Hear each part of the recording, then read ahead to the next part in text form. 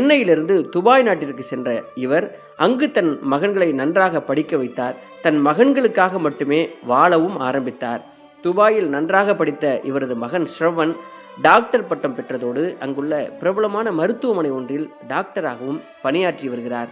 சரிதாவின் மகன் ஸ்ரவன் பார்ப்பதற்கு ஹீரோ போன்ற தோற்றம் கொண்டவராகவும் டாக்டர் தொழில் ஒரு பக்கம் இருந்தாலும் நடிப்பதிலும் ஆர்வம் கொண்டவராக இருந்ததால் கல்யாணம் என்ற படத்துல நடிக்க ஒப்புக்கொண்டார். கல்யாணம் படத்தின் அறிமுக நிகழ்ச்சிக்கு தன் மகனுக்காக வந்த நடிகர் முகேஷ் நடிகை சரிதாவுடன் சேர்ந்து அந்த நிகழ்ச்சியை சிறப்பாக நடத்தியதோடு இருவரும் சேர்ந்து மகிழ்ச்சியாக போஸும் கொடுத்தனர்.